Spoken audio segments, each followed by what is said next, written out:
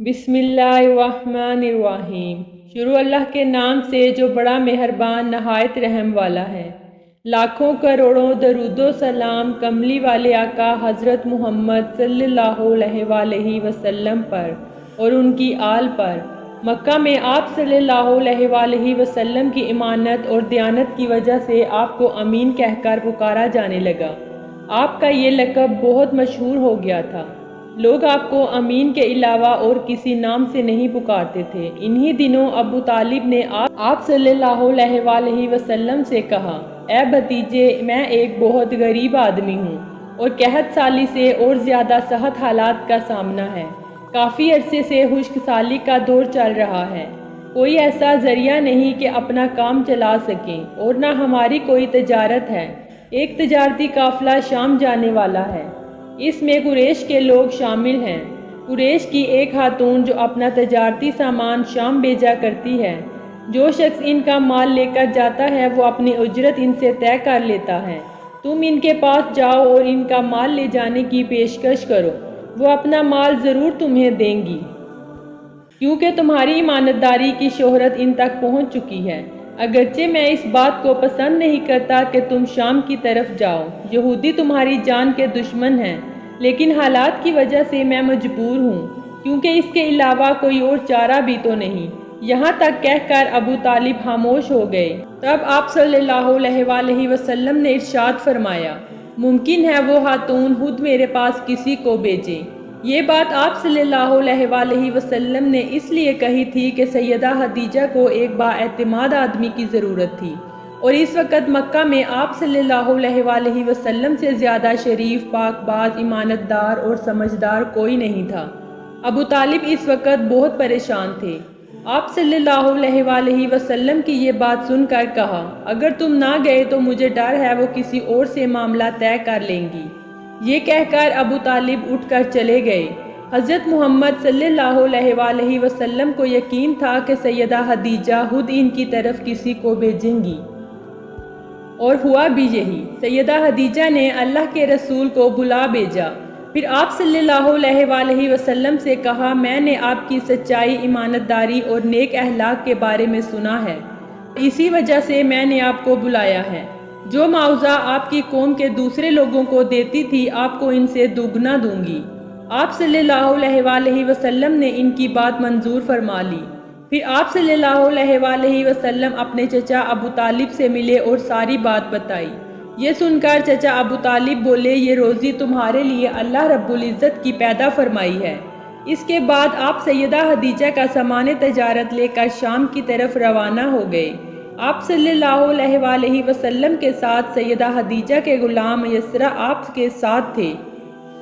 रवानगी के वक़्त सैयदा खदीजा ने अपने गुलाम यसरा से कहा कि किसी मामले में इनकी नाफरमानी ना करना, जो ये कहें वही करना, इनकी राय से एख्तिलाफ ना करना।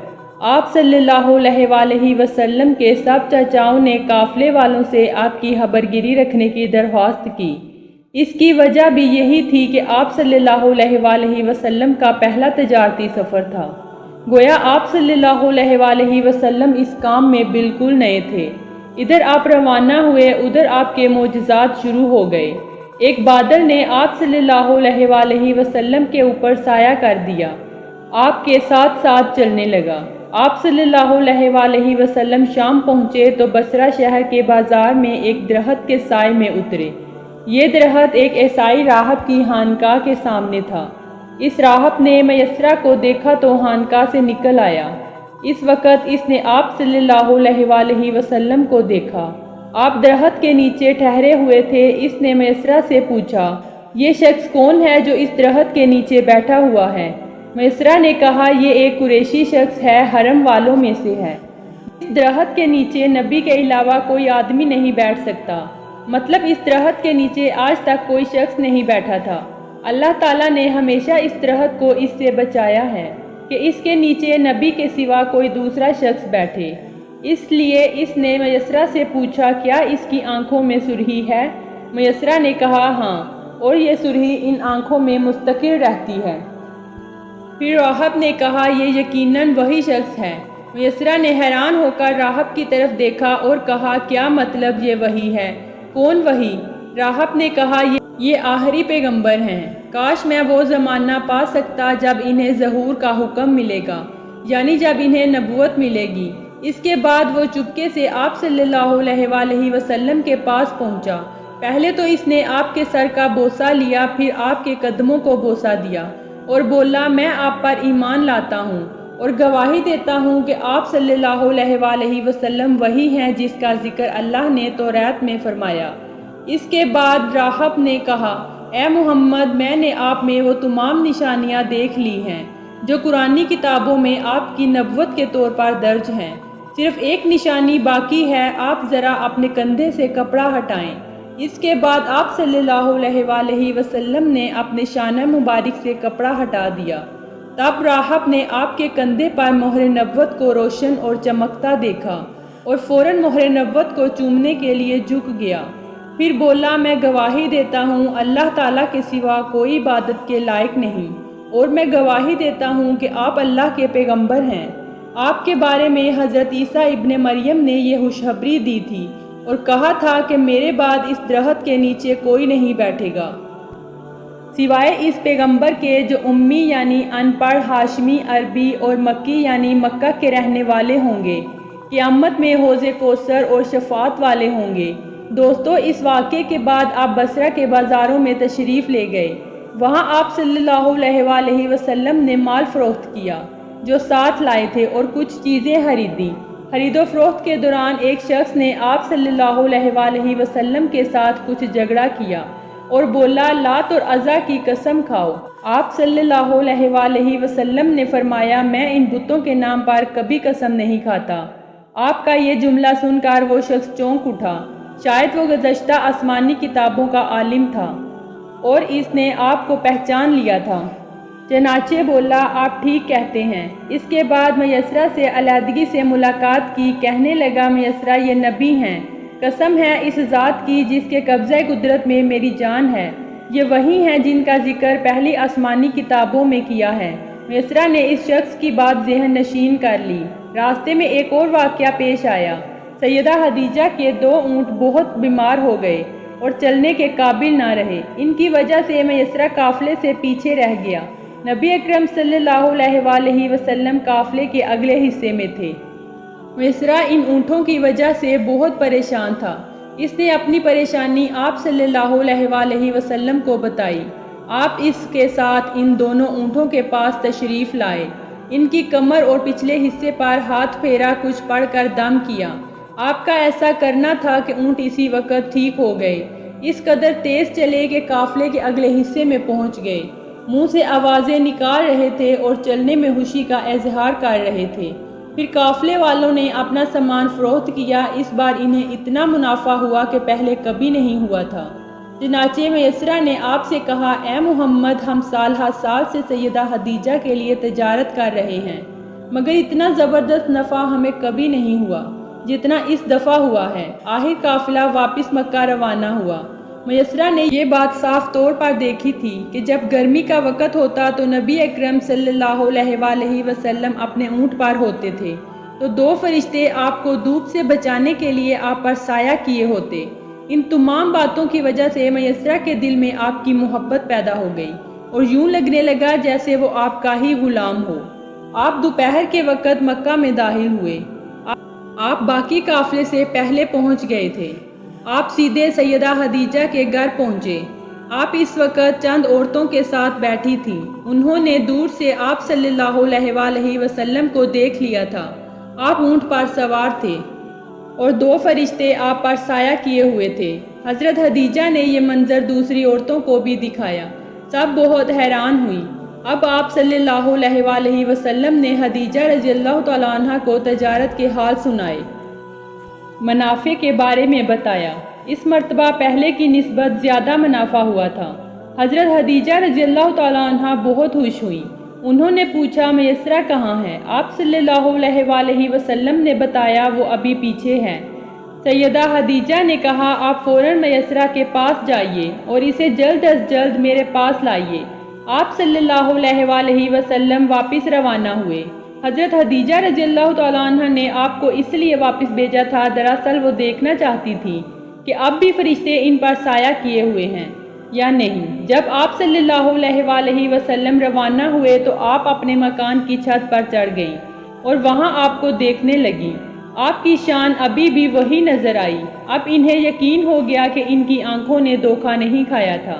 اس کے بعد آپ صلی اللہ علیہ وسلم یسرا کے ساتھ آپ کے پاس واپس آئے۔ حضرت خدیجہ رضی اللہ تعالیٰ عنہ نے میسرہ سے کہا کہ میں نے ان پر 2 فرشتوں کو سایہ کرتے دیکھا ہے، کیا تم نے بھی کوئی ایسا منظر دیکھا؟ جواب میں میسرہ نے کہا، میں تو یہ منظر اس وقت سے دیکھ رہا ہوں جب قافلہ یہاں سے شام جانے کے لیے روانہ ہوا تھا۔ اس کے بعد میسرہ نے نستورہ سے ملاقات کا حال سنایا۔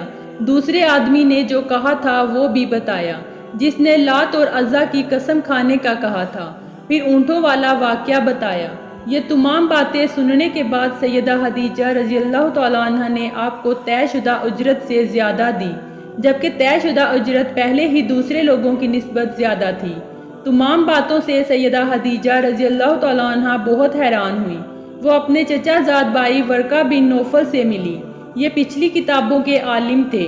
سیدہ خدیجہ رضی اللہ تعالیٰ عنہ نے انہیں جو کچھ خود دیکھا اور میسرہ کی زبانی جو سنا وہ سارا واقعہ کہہ سنایا۔